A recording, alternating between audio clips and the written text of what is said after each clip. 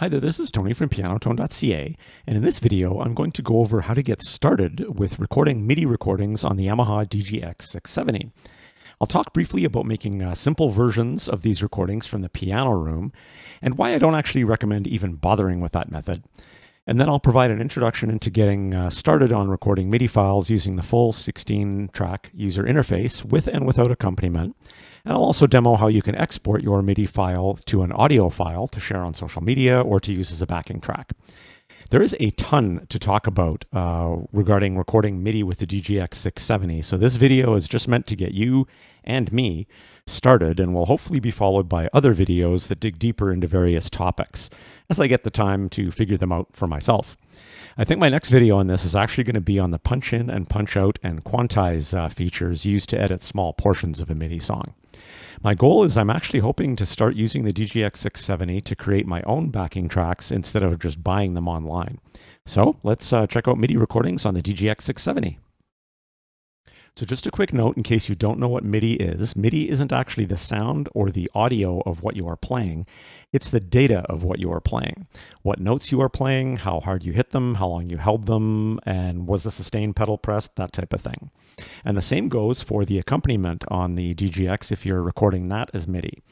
It's not the sound that you're hearing that's being captured, it's the data of what the accompaniment is playing.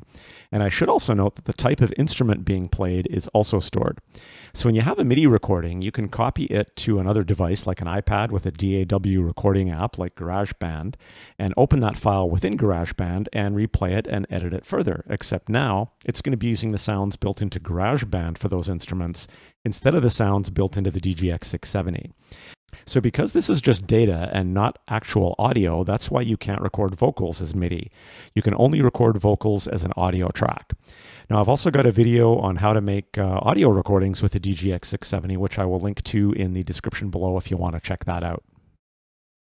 Okay, so the DGX-670 has a pretty impressive 16-track recorder built in. This means you can record 16 different instruments. You can record them one at a time or more than one at a time if you like. And you can re-record one track at a time or even use the punch in and punch out features to try and re-record just a small section. More on that later. And you can even watch your sheet music and chords on screen while you work on all of this. And once you're done, you can export this as a MIDI file into a DAW app like GarageBand on a device, or you can mix it down and output it as an audio file. This is exactly what I will be doing if I end up using this to create my own backing tracks. So this does all sound pretty cool, but it also sounds a bit complex. And when a lot of people first look at the 16-track recorder's user interface, it can seem a bit overwhelming. So some people will tell you that the easiest way to get started recording MIDI tracks is to use the record function within the piano room instead. But to be honest, I wouldn't recommend bothering with this because it just seems easier because it's hiding the main 16-track recording interface from you to try and make the process seem a little bit less intimidating. But if you want to edit your recording or add anything to it, you can't do it from the piano room anyways. You'll have to go out to the main interface. So in my mind, you're best off just learning how to use the main interface.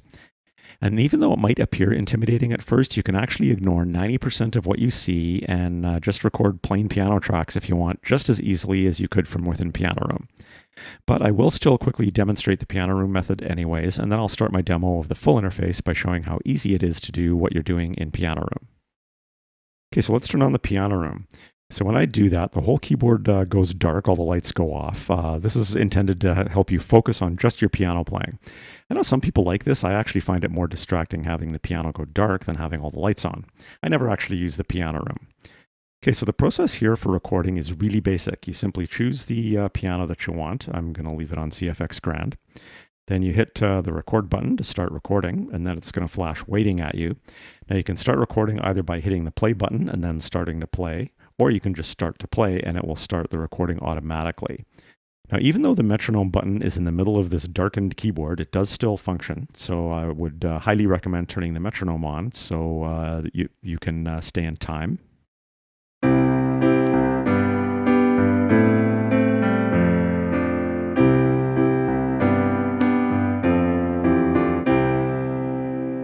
Stop.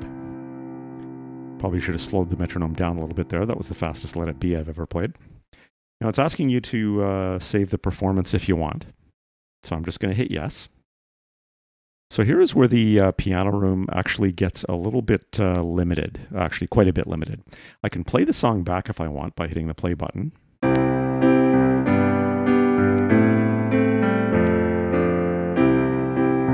I can rewind it and fast forward and hit stop. You can see it says new song 007. That's the file name that it gave it when I saved it. But that's pretty much all I can do. I can't select a different song to play from within here, and if I record again, I won't be recording over the same song. I'm just going to get a brand new one. And if I hit close to get out of here, there's no way within this menu to just load a song to play and listen to. All you can do is record new songs. So how do I access this after the fact? Well, you can't from within Piano Room, only from within the main song recorder, which is why I think recording from within Piano Room is kind of a waste of time. So just so you know where these recordings are stored, and so you can open them and listen to them again, I'm going to exit out of Piano Room. Then I'm going to press Select up here in the Song menu. You can see right now it says New Song. I'm going to go Select, and I'm going to tab over to the User tab. And then I'm going to go into the Piano Room subfolder by hitting Enter. Now these are all my songs, and remember I said it was New Song 007. There it is. Once I've selected that, I can just hit Exit. And you can see now it's displayed down here in the bottom left. Now I can use the controls up in the song menu to work with the song. So I can hit play and play it from here.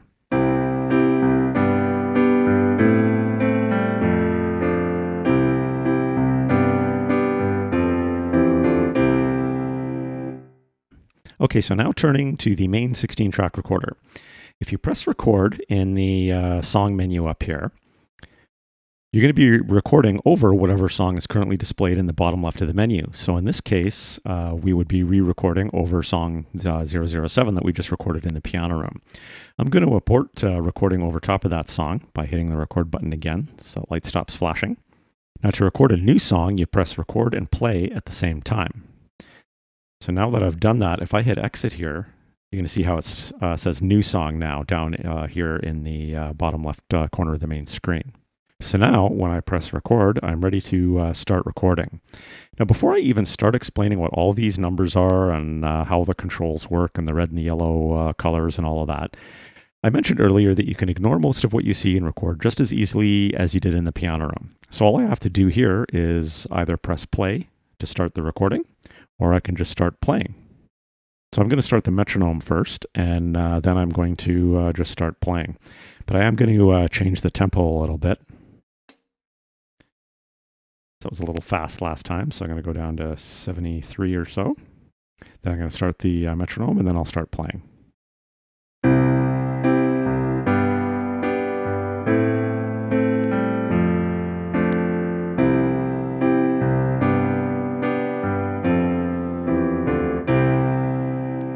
Then to stop recording, I'm just going to hit the play button again. And then that stops.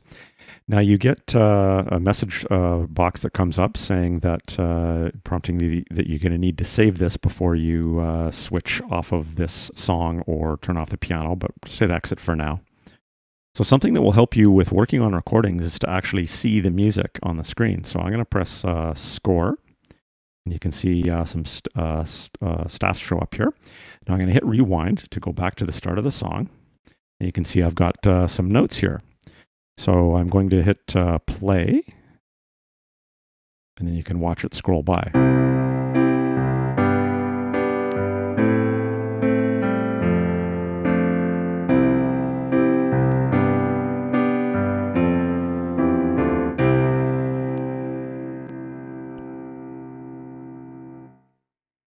So that's pretty cool. I don't even read sheet music at all. I just play off chord charts, but all the notes are labeled. So this gives me an indication of where I am in the song. So I don't really need to be able to sight read for this to be super helpful. Now you might have noticed that all the notes are ending up on just one of the clefs. In this case, I've got 2 bass clefs. This is actually something that happens with a lot of the different Yamahas that have this functionality built in where you generate sheet music. And there is a workaround that I know of that will work 90% of the time. But that's for another video, so stay tuned for that fix.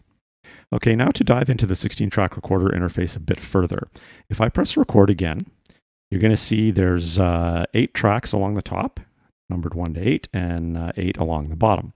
Now you can record anything to any track that you like. You can record any main sound, layer sound, or left-hand sound if your keyboard is split to any track. And you can record any part of the accompaniment to any track. So drums to any track, bass to any track, etc. But to make your life easy, Yamaha has preset some defaults to tracks 1, 2, and 3, as well as tracks 9 to 16. You can see what the defaults are by looking in the manual, or you can hold down record and then go through these buttons one by one. So this is set to be your main voice. Number 2 is set to be the left. Number 3 is set to be your layer.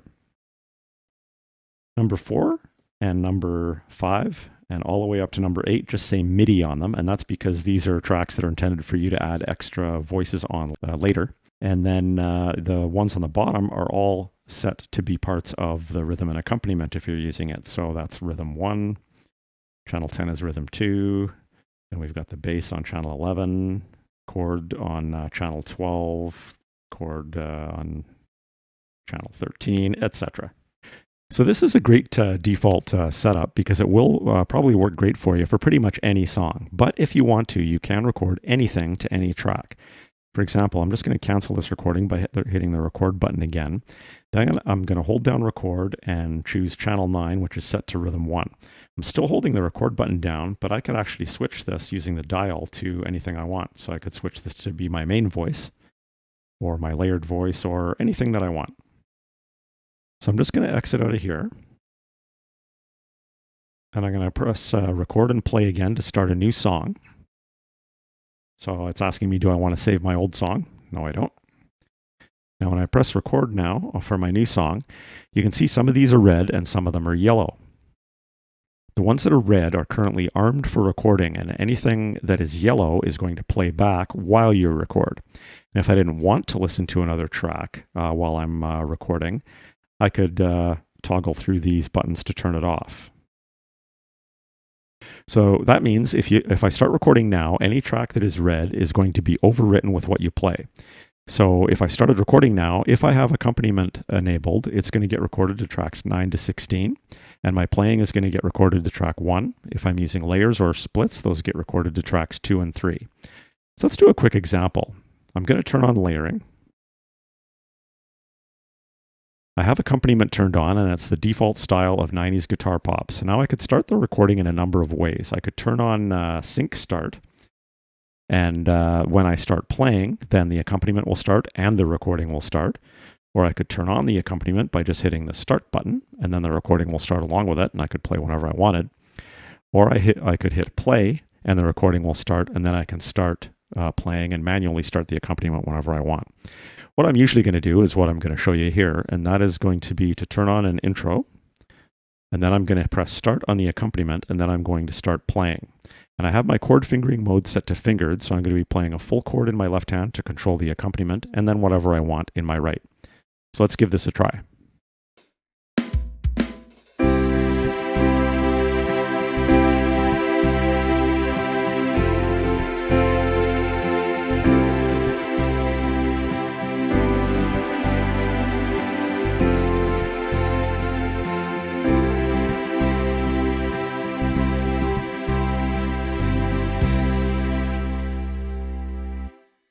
Then when I'm done, I can hit play to stop the recording. And I get that message saying, make sure you save your song. Okay, so let's press score, and let's rewind back to the start. And then press play, and check this out.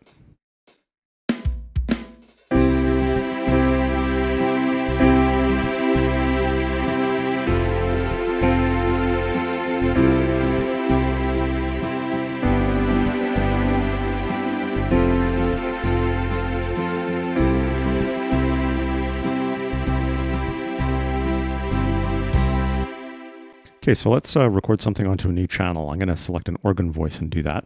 First thing I'm going to do is rewind, though, to the start of the song. Then I'm going to just exit out of here, and I'm going to turn off layering, and I'm going to switch my main voice to be the jazz rotary. I'm going to hit exit, then go back to record here. Now, when I go to record another track, this is where you have to be really careful. Remember, everything that is read, including the rhythm and accompaniment, is going to get overwritten. So to add a track without erasing anything, instead of holding down record, I'm just going to hit record again to cancel that. I hold down record, and then I pick the track I want. So I'm going to record my organ to track 4. I hold down record, hit 4. Now you can see the only one that's enabled is, or armed for recording, is track 4. And it's going to record my main voice. Yamaha's the DGX is smart enough to switch that from MIDI to my main voice because it's assuming that's what I'm doing. And if I didn't want to hear any of the other tracks while I'm recording, remember I can turn them on and off again. So just to demo that, actually, I'm going to disable the playback of the layered track, which is kind of loud anyway. So I'm going to hit track 3 to turn track 3's button off. So when I record this time, I'm not going to hear the layer in the background. And because I'm not re-recording the rhythm, this time to start the recording, I'm just going to hit the play button.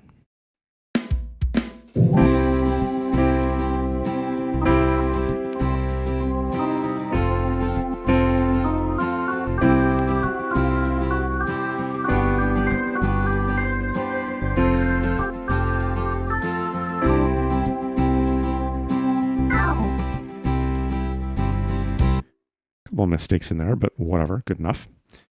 So I get that message again. I'm going to hit exit. Now, did you notice when I was recording that you didn't hear the playback of the layered voice? Now, if I go back into the record menu and then I hit record again so that I'm not recording, now I can actually disable or enable tracks just during playback as well. So I'm going to rewind to the start and then I'm going to hit play.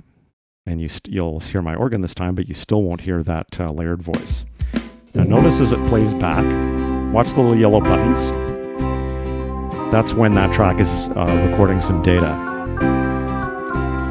So I can turn that layer on. Could even turn off rhythms if I wanted.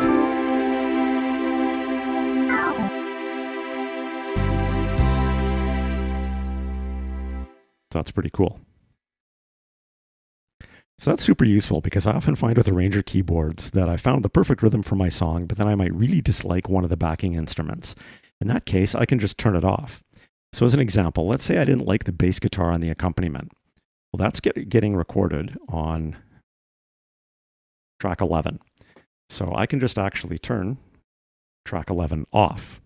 Now I'm going to go to the main menu here and I'm going to select my main voice to be a slap bass.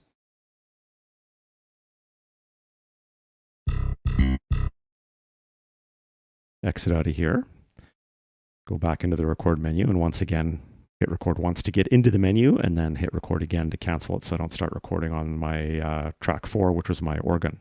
So I'm going to hold down record and hit track 5, and I'm going to record my own bass line.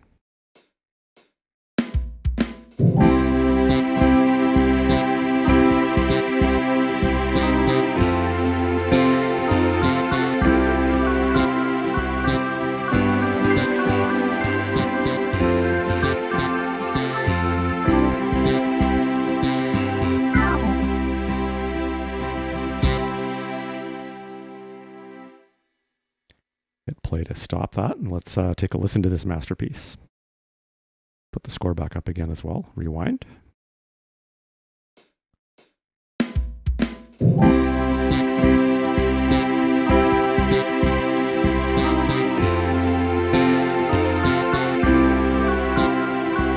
Okay, so you can hear that you're now listening to the slap bass that I recorded, and the bass that was built into the accompaniment is gone because I disabled it. So this recording interface really is pretty powerful. If you're a talented finger drummer, you could even skip the accompaniment altogether, turn on the metronome, and choose a drum voice and record your entire song with manual drums. So if I choose Real Drum Kit,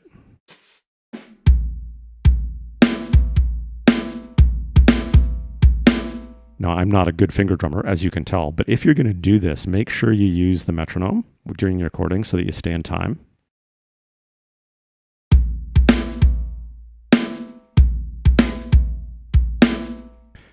What I'm much more likely to do myself is to just use the accompaniment drums because I'm not a great finger drummer. But then what I might do is add in my own, on an empty track, my own kind of accents here and there. I might put in a cymbal crash, that type of thing, wherever I think it needs it. Okay, so overall, the 16-track recorder really is a pretty powerful tool, but there are a couple of things with it that I think are not implemented very well. The first one is that the only way to get into that recording menu is to hit record, which will arm tracks for recording. I can't get in there by just pressing a button that says open the menu. Let's say I just wanted to start playing it back and mute some tracks, that type of thing. So because of that, it makes it really easy to accidentally overwrite a recording. So when I go to make a new song, it's going to come up like this. It's going to arm 1, 2, and 3, and then all the rhythm tracks. So let's say I've gone ahead and recorded something with my rhythm and accompaniment. Sounded great. And I'm back out at the main menu, and I decide I want to add another track to it or something. I hit record. It's going to, if I hit the start button by mistake or hit play by mistake or just even graze a key by mistake, it's going to start recording again, and it's going to overwrite what I just did the last session. So to me, it would be much better if you could open this menu up without having to hit record. So just be conscious of that. Whatever is read is going to be overwritten on your next recording. And if all you're wanting to do is get into this menu to do something else other than record, play it back, listen to it or something, just get in the habit of when you hit record and it opens up, hit record again, and then that cancels it out. And then now you're not in danger of overwriting anything. Now, the other big thing that I don't like about this interface is, where is the save button? You keep getting prompted that make sure you save your work, but you actually can't save it from within this interface. There should either be a save button that you can access within this screen, or there should be a save button like right on the panel or something. And since it is so easy to overwrite your work, it is really important when you get a good take to be saving it. But to save your work, you actually have to go through a bit of a process that doesn't even involve this screen. And that is, you press select, and then you navigate to the user tab, and then you click file, and then you click save, and then you name your song. So given how easy it is to overwrite a song, if you get a good take and you're happy with it, do this process and go save it someplace so you don't lose your work. Okay, so once you have your song saved, what can you do with it? Well, you can load it and play along with it as a backing track if you like. But let's say it's all done and you want to share it on your social media or use it as a backing track. Well, the easiest way to do that is to create an audio file in WAV format from your MIDI track. So first thing I'm going to do is I'm going to go into the Piano Room folder here. Remember we had recorded that new song 007 from Piano Room. I'm going to use that for this example. Once I have it selected, which I do, I'm going to hit exit. You can see it's shown down here as the current MIDI track. I'm going to hit rewind to make sure it's rewound to the start of the song, which it is. Then I'm going to hit the USB audio button to open up the audio recorder. Now all I'm going to have to do here is I'm going to hit the record button. Now it's waiting for me to either start playing the piano or to click play to start the recording. So I'm going to click play, and then I'm going to click play up here on the song menu play button, and that's what controls the MIDI file. So that'll start the MIDI playback, and then the audio recorder will record it. Now, since my mic is connected to the DGX, if I talk or sing, then that will also get included in this audio recording, which is actually kind of cool. If you want to add your voice to it, this is an easy way to do it once you've got your MIDI file done. Because you can't record audio or mic recordings to the MIDI tracks, but you can do it to the audio track. So let's try this out.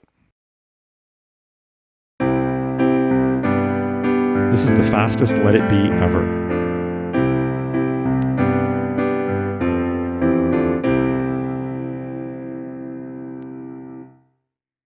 I'll hit stop to stop the audio recording. Now let's play this back.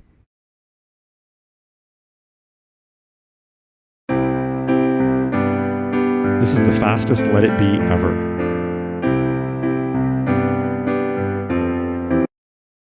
So once it's done, it's been saved on your USB flash drive. This has been saved as audio 015. So you could rename it, copy it to another location, share it on social media, that type of thing. Okay, so how do I foresee myself using the 16-track recorder on the DGX-670? As I mentioned at the start of this video, for making my own backing tracks.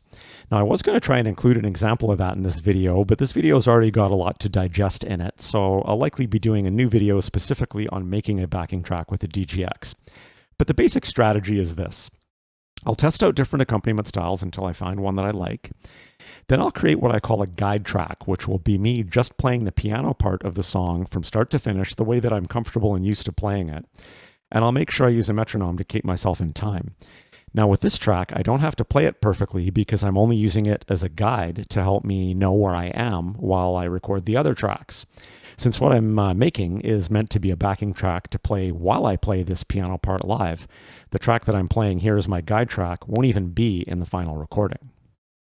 Then I'll set the chord fingering mode to fingered and just record the accompaniment by itself to match the guide track I made. Then from there, it's going to be easy to add other tracks as I see fit, including some extra percussion, some extra tracks with different instruments on it, or removing parts of the accompaniment that I don't like, etc. Then once I'm done, I can create a WAV file to use as a backing track without my guide track included. So that's about it for this video. If you found the content useful, please smash the like button and subscribe to my channel. That does really help me out. And if you're interested in MIDI recordings with the DGX, make sure that you stay tuned for my next video, which is going to be on editing small portions of a song with the punch in and punch out and quantize features. I've left links in the description to my video on recording audio files with the DGX-670, as well as my entire playlist of DGX-670 videos, as well as some affiliate links to the DGX itself, as well as the stand, and to 2 triple pedal unit options, in case you want to check out current prices on any of that in your area. And as always, I've included some links to online piano training that I recommend if you want to check that out. So thanks again for stopping by. Happy MIDI recording, and have an awesome day.